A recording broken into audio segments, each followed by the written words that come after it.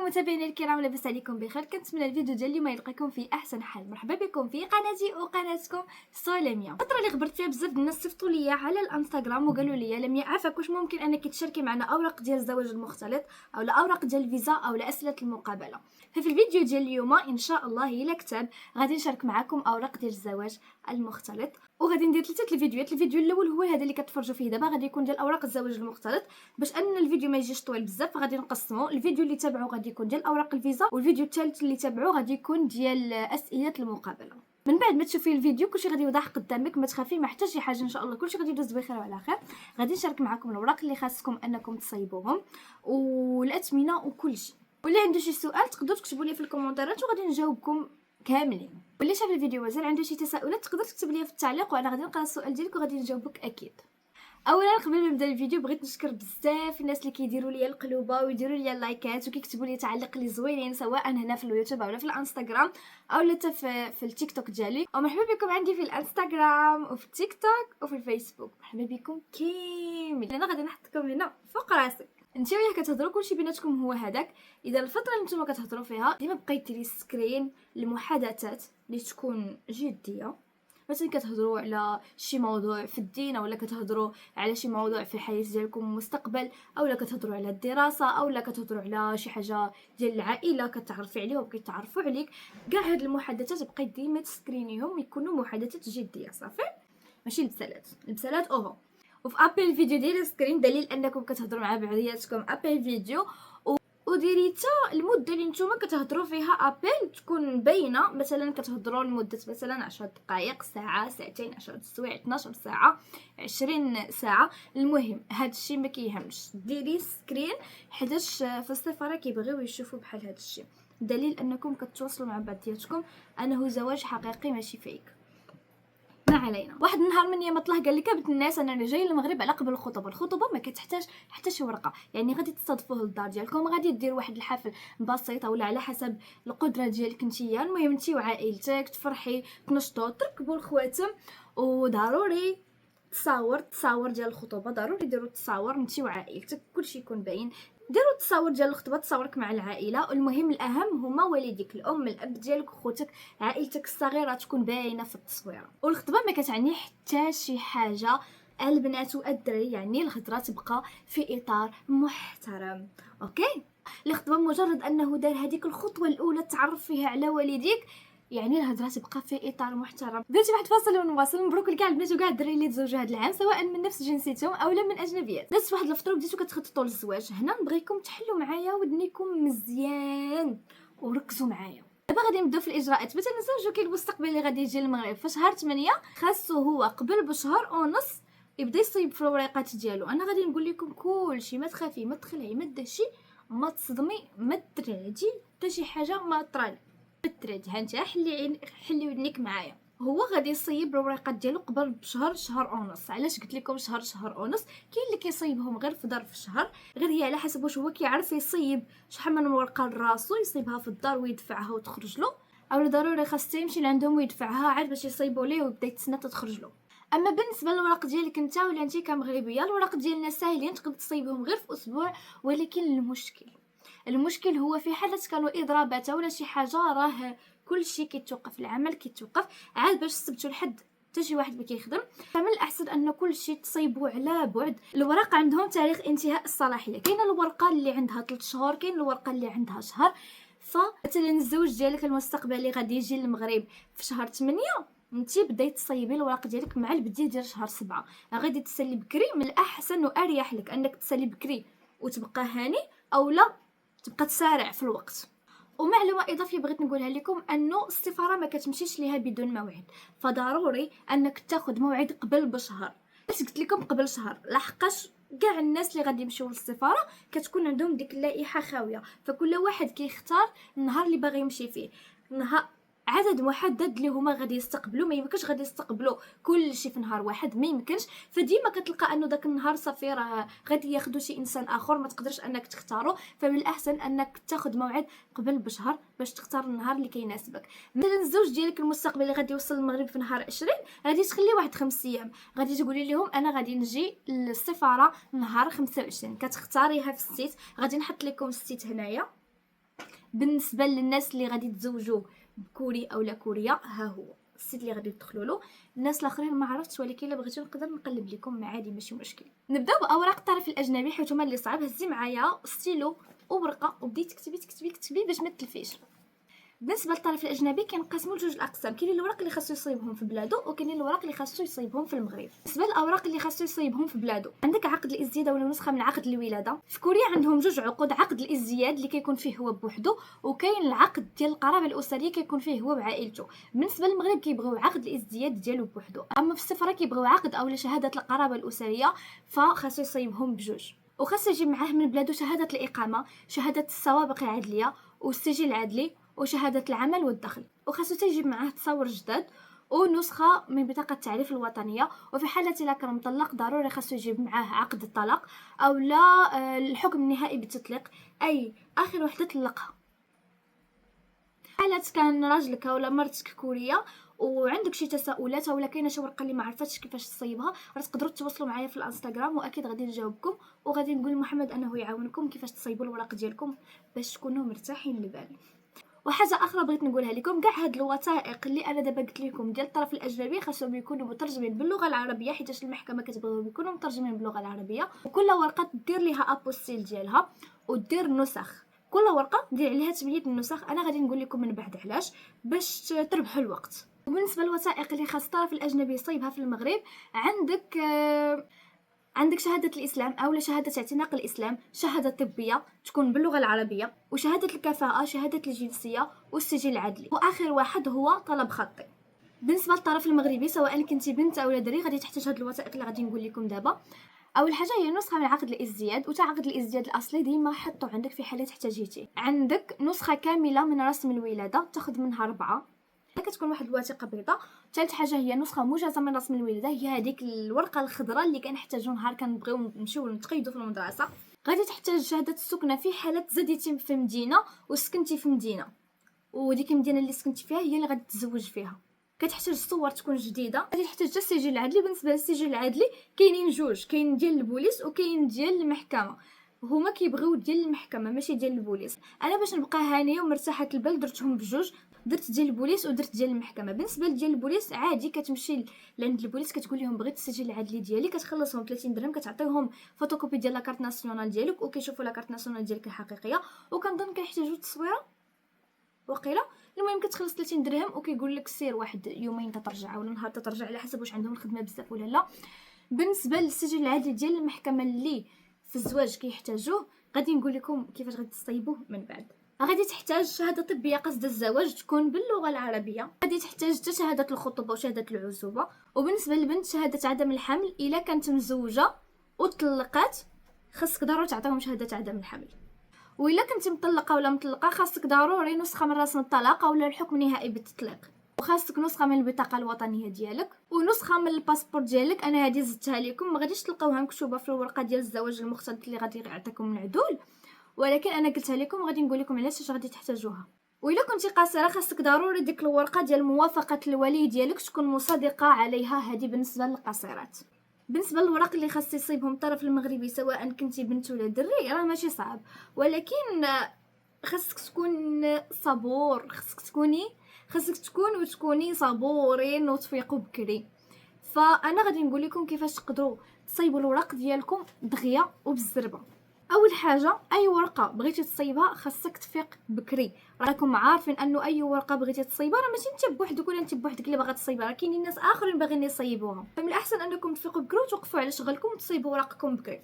انا غادي نقول لكم كيفاش تقدروا تصيبوا بزاف ديال الوراق في مده وجيزه. عارفاكم باغيين تصيبوا كلشي دقه وحده باش تهناو وما تبقاوش مسترسين ومخلوعين. لا ناري ملا ما يمكنش غادي يلقاني ولا غادي تجي غادي تلقاني مازال ما مصيب حتى شي حاجه.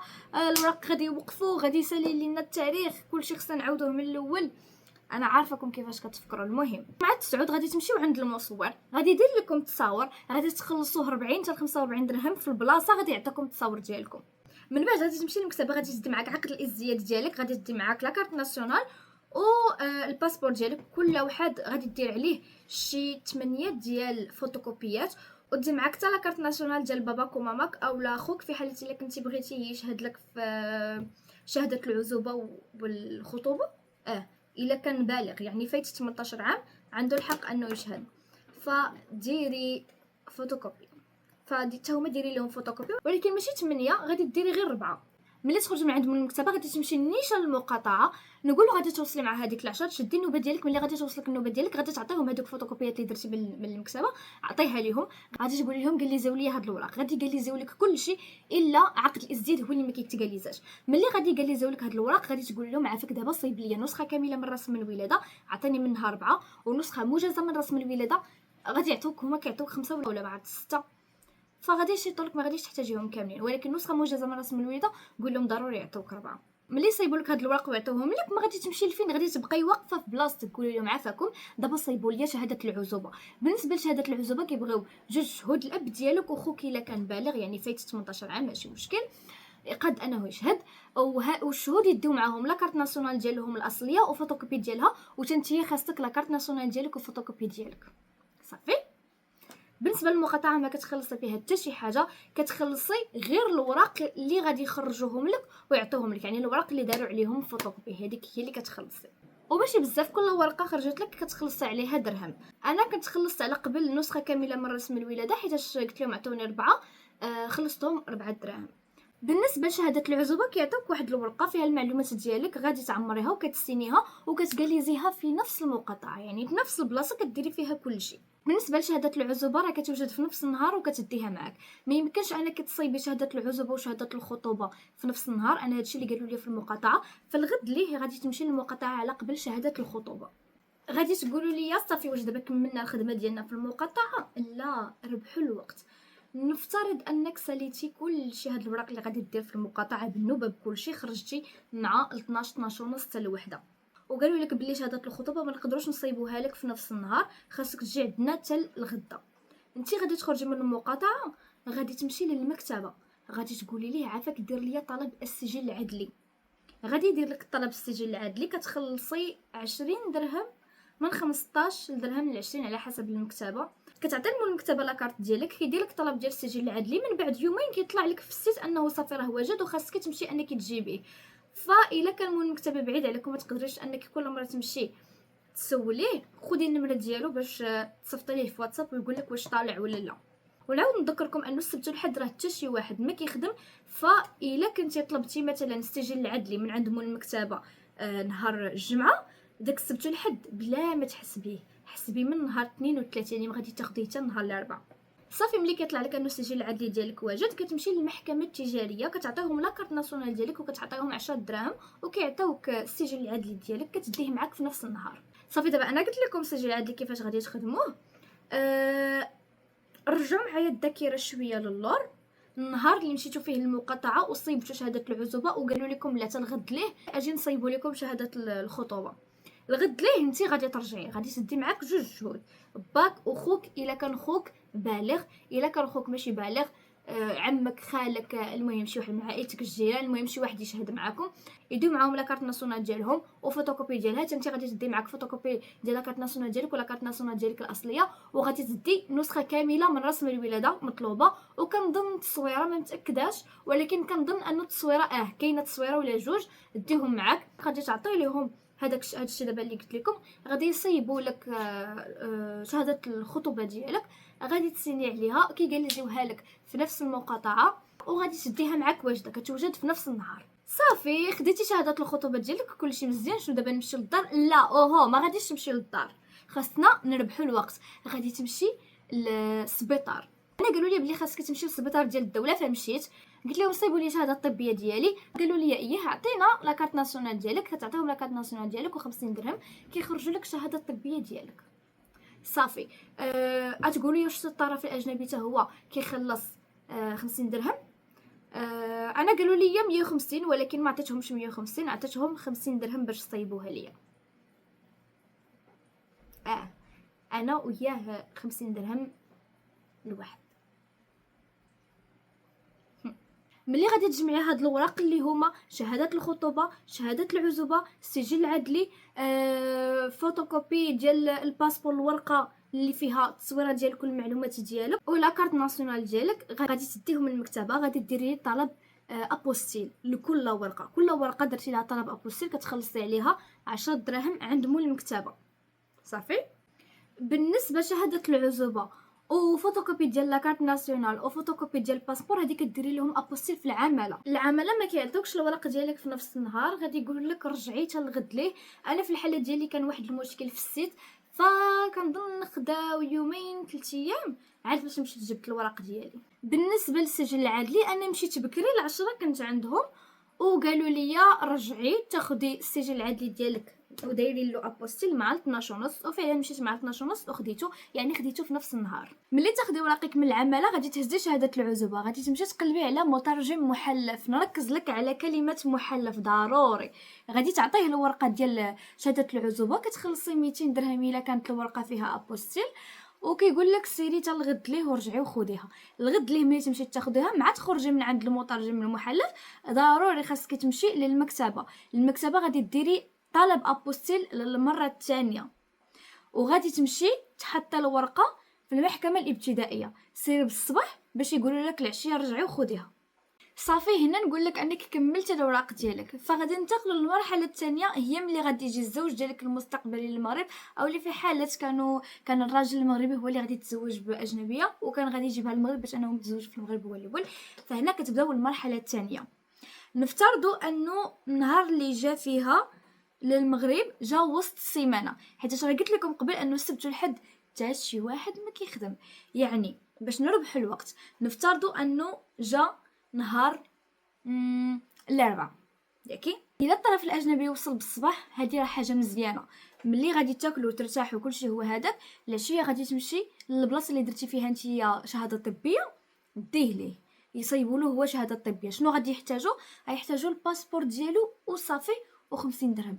كنعاود نقول لك انه راه حتى الطرف الاجنبي تا هو غادي يخلص 50 درهم. ملي تخرجي من السبيطار وفي ايديك شهاده طبيه راه كتاخديها في نفس النهار، غادي تمشي نيشان عند العدول. السلام عليكم لاباس عليك كلشي هو هذاك، عافاك صيب ليا رسم الاسلام.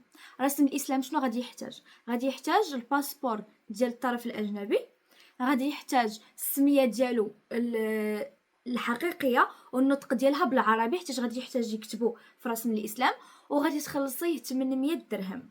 الا كان العدول عنده الضمير غادي يقول لك قدامي ديري خلاصه على الاسلام ونسمعوه هو واش عارف كل شيء الاساسيات واش عارفهم ولا لا، ولا غير جاي يدخل الاسلام على قبل الزواج.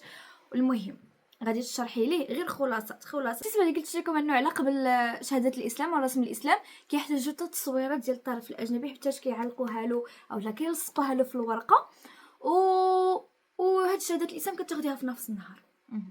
فهاد الوراق ساهلين تقدروا انكم تصيبوهم في نهار واحد. فمثلا الا كان الاجنبي غادي يجي مثلا نهار 18 تقدروا تاخذوا موعد مع السفاره نهار 24 او 25. ولكن كيف ما قلت لكم وغادي نعاود نقول لكم ما عمركم تحسبوا السبت والحد حتى شي واحد ما كيخدم، يعني زيدي يومين ولا 3 ايام ولكن من غير ما تحسبي السبت والحد.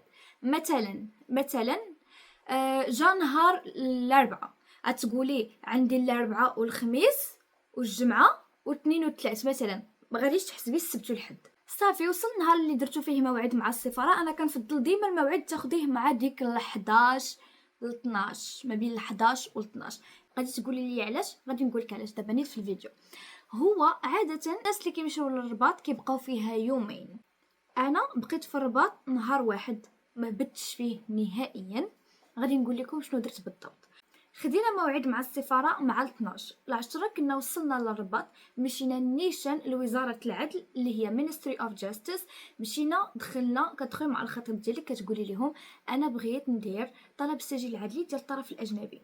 كيطلبوا لك شي وثائق، الورق اللي كيطلبوا لك هي كالتالي: عقد الازدياد ديال الطرف الاجنبي والباسبور ديالو، فوتوكوبي ديال الباسبور ديالو والباسبور ديالو حتى هو كيبغيو يشوفوه، وكيعطوك واحد الورقه كتعمريها. الورقه فيها شي معلومات خصو هو يعمرهم ماشي نتي، فيها المعلومات ديالو مثلا سميتو كنيتو سميت والديه فين تزاد الى مدينه ساكن، سميت البلاصه ولا السبيطار اللي تزاد فيه، الادريسه ديال هذا السبيطار، النمره ديالو، الايميل ديالو. المهم بحال هاد المعلومات اللي بسيطه هو اصلا غادي يكون عارفهم، او هو فين ساكن وداكشي كامل. المهم اسئله بسيطه. من بعد كترجعي لهم هذيك الورقه، كترجعيها لهم للبيرو، كيعطوك واحد الورقه الصغيره. هذيك الورقه الصغيره شنو فيها؟ فيها التوقيت اللي خاصك انت ترجعي فيه باش انك تاخدي السجل العدلي. يعني كتاخديه في نفس النهار الا مشيتي عندهم بالصباح، اما الا مشيتي بالعشيه ودرتي الطلب غادي يقول لك سي حتى لغد ليه. داكشي علاش قلت لكم فيقوا بكري العشره تكونوا في الرباط باش تمشيو لوزاره العدل هي الاولى. صافي درتي دابا الطلب ديال السجل العدلي للطرف الاجنبي، ما غاديش تضيعي الوقت، غادي تمشي نيشان للسفاره، هما راه قريبين لبعضياتهم، غادي تمشي نيشان للسفاره الكوريه. انا غادي نهضر على السفاره الكوريه حيت هي اللي مشيت ليها. نتوما غادي تمشيو للسفاره ديالكم، خاصك ضروري توصلي بكري، على الاقل وصلي 30 دقيقه قبل، لحقاش السفاره بحالها بحال التران، بحالها بحال الطياره، انت تسنايها ولكن هي ما تسناكش. فخاصك تدخلي في التوقيت اللي بالضبط هما قالوا لك خاصك تجي فيه. يعني قالوا لك خاصك تدخلي مع 12 بيلا غادي يدخلوك. كاع الا دار معاك مزيان غادي يدخلك قبل ب3 دقائق. يلا هضر بيدك الطواله وغادي تدخلي ب 12 بيلا، هي هذيك. كتسناي واحد شويه الوقت ما بين 15 دقيقه على حسب واش كاينه الخدمه عندهم بزاف ولا لا. كتبركي واحد شويه، كيجي واحد السيد كوري كيعرف يهضر بالدارجه. مع من غادي يهضر مع الطرف الاجنبي حيتاش هو كوري بحالو وبحال الخطيب اللي ديتي ليه. يقول لك اعطيني الوراق اللي طلبنا منكم. انت غادي تهز الوراق كاملين اللي جاب الطرف الاجنبي من بلادو، كاملين غادي تجمعيهم وغادي تعطيهم ليه، هو غادي يهز اللي بغا وغادي يحيد اللي بغا. ولكن انت كاينين شي وراق اللي هما محددين باغيينهم. بالنسبه للوراق اللي هما قالوا لك انت انك تجيبيهم، انا كنت صيفط لهم ايميل وجاوبوني عاد باش كنت صونيت عليهم وقالوها ليا. قالوا لي خاصك ضروري انك تجيبي شهاده العزوبه اللي تكون دايره ليها ابوستيل وترجمه بالانجليزيه، راه قلت لكم كيفاش غادي تصايبوها. وطلبوا ليا لا كارت ناسيونال ديالي فوتوكوبي والباسبور مغاليزي فين غادي تغاليزيه في المقاطعه اكيد. كتعطيهم الوراق ديال الطرف الاجنبي مع هاد الورقات ديالك، كيعطيوكم شهاده الكفاءه وكيعطيوكم شهاده الجنسيه ديال الطرف الاجنبي. غادي تخرجي من تماك صافي. هنا راكي ساليتي مع السفاره. اصلا السفاره شنو كتاخدي منها؟ كتاخدي منها شهاده الجنسيه ديال الطرف الاجنبي وكتاخدي منها شهاده الكفاءه ديال الزواج. غادي تخرجي من السفاره نيشان غادي تمشي للوزاره الخارجيه اللي غادي تمشي تدي لهم كاع الوراق ديال الزواج اللي جمعتو، اللي جاب الزوج، اللي جاب الخطيب الاجنبي من بلادو، والوراق اللي صيبتو نتوما عند العدول، والوراق اللي خديتو من السفاره. يجمعهم كاملين في الدوسي، كتمشيو للوزاره الخارجيه، كيطلع الطرف الاجنبي بوحدو وهما كيغاليزيو هذوك الوراق.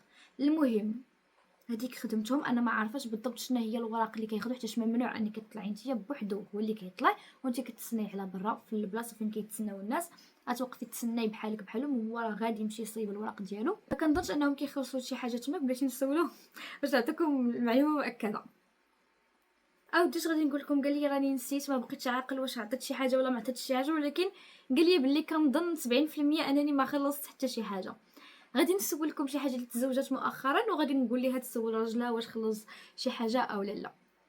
ما علينا، نكملوا الوثائق. اللي غادي يطلع الخطيب ديالك الوزاره الخارجيه وغادي يجاليزيو ليه هذوك الوراق غادي يخرج. ما تضيعيش الوقت، نيشان غادي تمشي لوزاره العدل اللي مشيتي درتي فيها الطلب ديال السجل العدلي، غادي تمشي ليها. كنتي مشيتي بكري غادي تسناي حتى يوصل الوقت اللي هما كاتبين لك في ديك الورقه وغادي تمشي تدخلي تاخدي السجل العدلي ديال الطرف الاجنبي.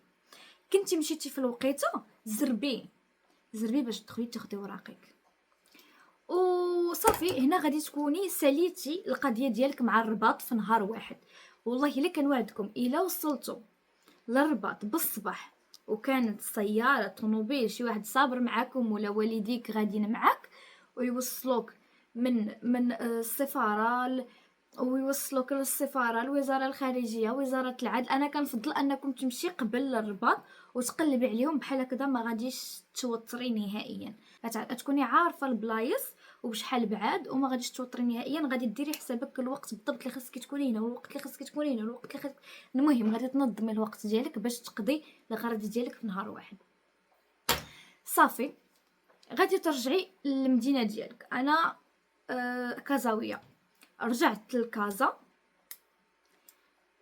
كنا رجعنا بكري واحد شويه فمشيت نيشان عند العدول، عطيتو الوراق كاملين اللي خدينا اولا اللي صيبنا في هاد المده كامله. هاد الشيء كامل اللي انا شرحت لكم من بدايه الفيديو لحد الان عطيتو هاد الوراق كاملين. علاش؟ هو كيشوف هاد الوراق كاملين الا كانوا هما هادوك، كيصيب لك طلب خطي. غادي يصيب لك طلب الخطي ديالك، كيقول لك سيري هاد الوراق كاملين، كل ورقه غادي ديري عليها 8 ديال الفوتوكوبيات. علاش؟ غير كيعاونك باش انك تربحي الوقت نهار تمشي للمحكمه. غادي نقول لكم علاش بلا ما نحرق لكم المراحل. المهم، كان عندك الوقت في نفس النهار غادي تمشي عند العدول باش يصيب لكم طلب خطي. الا كنتي مشيتي عند العدول بالعشيه ودرتي فوتوكوبيات، ملي ترجعي لداركم باش تمشي تنعسي وتضحكي وتنشطي، نو نو نو نو، ماشي هكذا. غادي تهزي الوراق، ما تخلطيهمش كاملين باش ما تمرضيش في راسك. المهم الطرف الاجنبي ياكي غادي يهز الورقه ديالو، كل ورقه يكون داير عليها 8 ديال الفوتوكوبيات. انا قلت لك في بلادو يكون داير هاد الخطوه باش بلا ما تمحلي نتي وكثرت الوراق وغادي تلفي. يعني هو الوراق ديالو اصلا غادي يكونوا مقادين من بلادو، كل ورقه اصليه من موراها 8 ديال الفوتوكوبيات. ديك الساعه انت غادي توحلي غير مع الوراق ديالك حيت مصيباهم بيدك، غادي تكوني عارفه كل ورقه شنو هي. غتهزي الورقه الاصليه تحطيها هكذا في الواجهه، وثمانيه الوراق من موراها تقديهم هكذا فوق الناموسيه ولا فوق شي طبله طويله. من بعد شنو غادي ديري؟ شري من المكتبه هادوك بحال البورتفوليو ولكن داير بحال الورقه بحال اللون ديال الكرتون. اقلب ما عرفتش بالضبط شنو سميتو ولكن بحال الوراق. المهم غادي الا لقيت التصويره غادي نحطها لكم هنا باش تعرفوا على اش كندوي. بحال الملف صغير. هذاك الملف شنو غادي ديري؟ غتهزي الوراق ديال الطرف الاجنبي، واحد الدوسي غادي ديري فيه غير الوراق الاصليين ديالك وديالو بنفس الترتيب اللي غادي نحط لك في هاد الورقه. غنحطها لك، غنحط لك واحد التصويره هنايا ياكي واحد الترتيب بالضبط اللي كيبغيوه اللي هما حاطينه. هانتي باش ما نتلفكش في الدار، فوق الناموسيه من الاحسن تكون كبيره، غادي تحطي الاوراق ديال الطرف الاجنبي، الورقه الاصليه ومن تحت منها الاوراق الفوتوكوبي، وفي الصف الثاني غادي تحطي الوراق ديالك انتي الاصليه من الفوق ولتحت فوتوكوبيات ديالها. وغادي تحطي الملفات اللي قلت لك بحال الكرتون 8 في الصف الثالث. غادي تمشي لجوجل ياكي، اولا هاني غادي نسهل عليك القضيه وغادي نحطها لك هنايا ياكي. هاد الورقه دابا اللي انا حطيت لك هنايا كاينين دوك الوراق، السميات ديال الوراق مكتوبين بالترتيب. هذا هو الترتيب بالضبط اللي كيبغيو في المحكمه باش تسهل عليهم الخدمه. كيشوفوا بحال هكذا، شوفوا السميات وكلشي واش واجد. ماشي فين هي ديك الورقه، فين هي ديك الورقه، كتلفيهم غادي تعصبوا غادي يغوتوا عليك، فهمتي؟ يعني باش انك تفاداي هاد المشاكل من الاحسن انك ديري هاد الشيء اللي انا قلت لك. الملف الاول كتاخدي الوثائق الاصليين بنفس الترتيب اللي انا حاطه لك في هاد الورقه الاصليين ديال الزوج ديالك. طق طق طق طق طق تاخدي تحطهم في الملف. وديالك نتيا ضروري كيقول لك خصو ديالك هما اللي يكونوا من الفوق، يعني خدي ديالك هما الاولين ياكي بالترتيب اللي في الورقه اللي انا قلت لك. ومن بعد غادي تاخدي الورقه ديال الطرف الاجنبي بنفس الترتيب اللي هما طالبين وغادي تحطيهم. حطيتيهم في الملف الاول، غتهزيه حطيه في شكارتك، ما تقيسيهش مازال.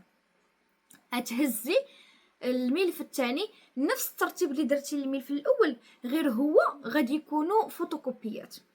غادي ترتبيهم طق طق طق طق طق طق. ها هو الملف الثاني، الملف الثالث، الرابع، الخامس، السادس، السابع، الثامن، كلشي واجد. كلهم غادي تحطيهم في الشكاره ديالك وسدي على هذيك الشكاره وصافي. الغد ليه غادي تمشي للمحكمه. غادي توصلي للمحكمه ديال الاسره. كتمشي للمحكمه ديال الاسره، غادي تقولي لهم فين هو قسم الزواج المختلط. غادي يقولوا لك سيري لهاد الجهه ولا سيري لهاد الجهه. المهم على حسب هما شنو قالوا لك، على حسب المحكمه اللي انت غادا ليها. كتمشي كتمشي لقسم الزواج المختلط، تمشي لواحد البيرو. هذاك البيرو كتعطيهم، كيقولوا لك خصك تاخدي النوبه ديالك باش ما تبقايش تضيعي الوقت وتبقاي باركه. الناس تماك كياخذوا النوبه. كتمشي كتعطيهم لاكارت ناسيونال ديالك الاصليه والباسبور ديال الطرف الاجنبي، كيحطوهم عندهم ياكي. وكيقول لك سيري قدي لينا الملفات. هنا غادي تفهمي علاش قلت لك انا كلشي قديه في الدار باش تربحي الوقت ديالك.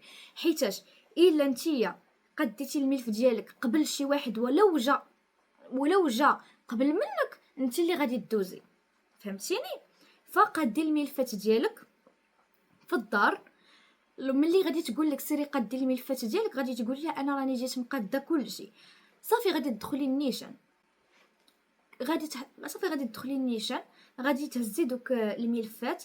كتقول لك في الاول عطيني الملف الاصلي، اللي فيه الوراق الاصليين كتعطيها لهم. من بعد كتقول لك اعطيني ما عرفتش جوج ولا ما عرفت 3 ديال الفوتوكوبيات. صافي انا دابا بركت فكرت مزيان. كيطلبوا 3 دوسيات، واحد الدوسي اللي فيه الوثائق الاصليين وجوج دوسيات فيهم فوتوكوبي. صافي السيده كتهز الدوسيات كتراجعهم، لقات كلشي هو هذاك. كتهز واحد الدوسي اللي فيه اوراق فوتوكوبيات كتخشيهم في واحد الظرف. هذاك الظرف كتعطيه لك وكتقول لك سيري القسم كذا كذا كذا الرقم ديالو، وكتقول لك سيري ليه وعطيهم هذا الظرف. انتي غادي تمشي. انا والله ما بقيت عاقله على الارقام حيت المحكمه كبيره، وهذا الرقم 38 هذا الرقم 37 36، فانا ما بقيتش عاقله على الارقام. ولكن هما غادي يقول لكم راه ما غاديش يخليوكم تالفين في المحكمه، لا كاينين شنو سميتها هذيك بلاكات فيهم الاعداد. نتيا غادي تتبعي مثلا قالت لك سيري للبيرو 38 وكاينه بلاكه فيها من 36 ل 40، نتي غادي تتبعي هذاك الاتجاه اللي فيه هذيك البلاكه باش تمشي للقسم اللي هما طالبين منك. المهم غتقول لك سيري للقسم كذا كذا عطيهم هذا الظرف. صافي انت كتمشي لذاك القسم اللي هما قالوا لك، كتدخلي كيقول لك عطينا لاكارت ناسيونال ديالك والباسبور ديال الطرف الاجنبي. اي بلاصه مشيتي وقالوا لك عطيني الباسبور ولا كارت ناسيونال، ملي تخرجي من عندهم ما تخليهمش، ما تنسيهمش عافاك، غادي تاخدي الوراق ديك تجدهم مهمين.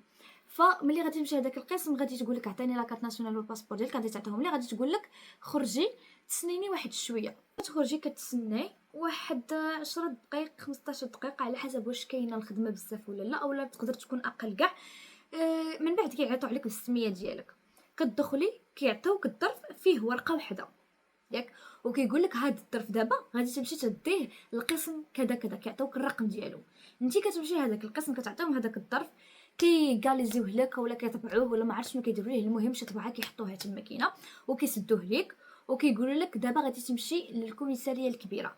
بالنسبه انا اللي ساكنه في كازا مشيت للكوميساريه الكبيره اللي كاينه في شارع الزرقطوني. تماك كتمشي في نفس النهار غير خرجي من المحكمه سيري للكوميساريه الكبيره، كديري تماك مقابله او ما يسمى بالانترفيو مع البوليس. كتمشيو بجوجكم انت والطرف الاجنبي. صافي وصلتي للكوميساريه الكبيره. هاد الوصف اللي انا غادي نعطيك ديال الكوميساريه الكبيره ديال الولفه اللي كاينه في شارع الزرقطون اللي انا مشيت ليها. اجواء عاديه، الخدمه هي هذيك، كلشي نقي كلشي مقاد. كتدخلي مع الباب ديال الكوميساريه وكيقولوا لك يقلبوك اكيد، وكتدخلي للباب الثاني وكيقول لك عطينا لاكارت ناسيونال ديالك والباسبور ديال الطرف الاجنبي، كيشوفوهم وكيرجعوهم لك. ومن بعد كيقول لك دابا حط لينا اي حاجه الكترونيه عندك بحال التليفون بيس، المهم كلشي في الامان، ما تخافوا على حتى شي حاجه ديالكم. كتحطوا لهم هذاك الشيء، كيقول لكم سيروا الطابق 6 على اليسار، البيرو الثالث كنظن اولا البيرو الرابع. المهم كتمشي لتماك كتعطيهم هذاك الظرف اللي عطاوك في المحكمه، كيشوفوا وكيرجعوه لك. من بعد كيقولك سيري للطابق 4 بالضبط. البيرو ما بقيتش عاقله، ولكن هما شوفوا ما تخلعوش، راه هما غادي يقولوا لكم كلشي اكيد، ما غاديش يخليوكم تالفين وسط الكوميساريه. ترى تبارك الله شحال من طابق كاين. المهم هما غادي يقولوا المهم طابق 4، انا متاكده من الطابق رقم 4 هو اللي غادي تمشي ديري فيه الانترفيو. كيقولوا كتدخلي لواحد القسم تماك، كيقولوا لك اعطينا الظرف وعطينا لاكارت ناسيونال ديالك والباسبور ديال الطرف الاجنبي. كيقلبوه كيعطوك واحد الورقه كتعمري فيها المعلومات. الفوق كاين المعلومات ديال الطرف الاجنبي والتحت كاينين المعلومات ديالك. من بعد كتشدي النوبه مع الناس اللي غادي يديروا الانترفيو. تقدر دوزو لك واحد السيده ويقدر يدوزو لك واحد السيد، المهم بوليسيين. صافي كديري معاهم الانترفيو. بالنسبه في الانترفيو مع البوليس راه كيسولوا اسئله عاديه اللي طبيعي انك خصك تكوني عارفاهم على انسان غادي تزوجي به، بحال سميتو كنيتو فين ساكن، العناوين كوني حافظاهم مزيان مزيان مزيان، سميت والديه فين هما ساكنين، شنو هي الخدمه ديالو، العنوان ديال الخدمه ديالو، شحال في عمرو، كيفاش تلاقيتو، فين تلاقيتو. ويقدروا نفس السؤال يعاودوه 2-3 المرات غير باش كيشوفوك واش انت متاكده من الاجوبه اللي كتعطيهم ولا غير كتخربقي. ونفس الاسئله غادي يسولوه حتى هو، ولكن عليك انت، يعني حتى هو خاصو يكون عارف بزاف ديال المعلومات عليك. وصراحه ممكن يكونوا اسئله اخرين اللي انا ما سولونيش. حتى واحد البنت كانت قالت لي سولوها شحال المده اللي دوز فيها العسكر، واش العسكر في بلادو ضروري خاصو يدوزو اولا اختياري، وشنا هي المدرسه اللي كنقرا فيها. المهم كل وحده وشنو كيسولوها ما عرفتش بالضبط، ولكن انا قلت لكم الاسئله اللي سولوني هما اللي قلت لكم في الاول، هي معلومات شخصيه عاديه، فين تلاقيتو، كيفاش تلاقيتو، علاش كنتو كتهضروا، شنو عجبك فيه، كيفاش تقررتوا انكم تزوجوا، واش والديك عارفين، واش قابلين، كيفاش كانت ردة الفعل ديالهم، ردة الفعل ديال والديه ووالديك تنتيا، واش كانوا شي مشاكل، واش كانوا شي خلافات، واش نتي مزوجه باراده او لا. واش المهم غادي يسولوك باغيين يحميوك وصافي، فكوني صريحه ما تكذبيش. شي حاجه كاينه، شي حاجه ما كايناش صافي. ملي كتكملي داك الانترفيو كيعطيوك داك الظرف اللي انت عطيتيهم، كيكتبوا فيه واحد الرقم اخر لتحت جديد، فكيقولوا لك هاكي هذا الظرف خليه عندك ياكي. من بعد السيمانه غادي تمشي لمحكمه الاسره اللي انت اصلا دفعتي فيها الوراق اللي قلت لك قبيله، كتمشي ليها من بعد السيمانه، كتعطيهم هذاك الظرف، كيشوفوا هذاك الرقم. الا كان وصل عندهم الظرف ديالك ولا المعلومات ديالك، يعني البحث ديالك، حتى البحث هذا الشيء كامل على البحث، داك الانترفيو اصلا على البحث، كيتاكدوا من المعلومات واش داكشي اللي قلتيه هو صحيح، والا كان شي حاجه ماشي تالي راه غادي يقولوها لك.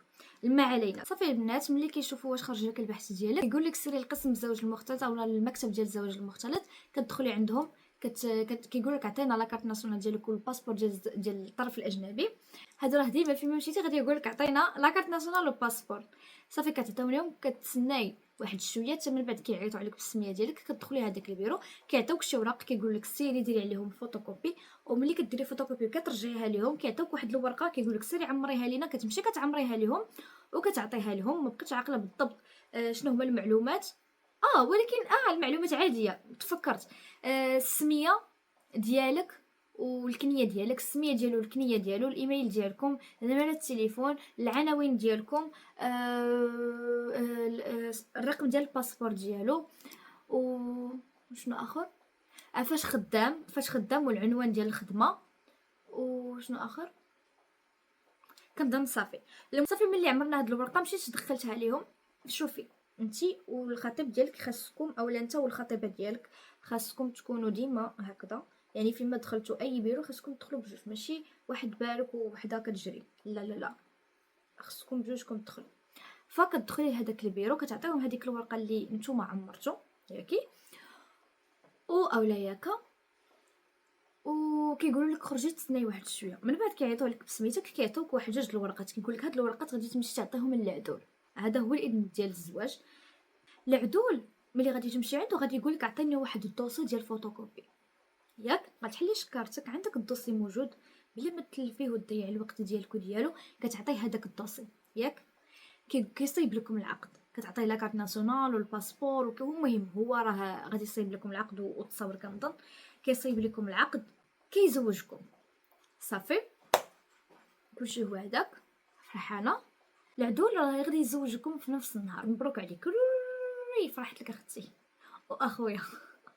الله يسهل عليكم كاملين يا ربي، واللي عنده شي امنيه الله يحققها عليه، سواء في الزواج ولا الخدمه اولا شي سفريه ولا شي مشروع اولا باغيني وليدات اولا ما عرفتش، المهم اي حاجه، اولا شي وحده باغا تقرا شي حاجه وما عندهاش مصروف، يا ربي ينزل عليك شي واحد ولا شي وحده اللي تخلص لك كل شيء.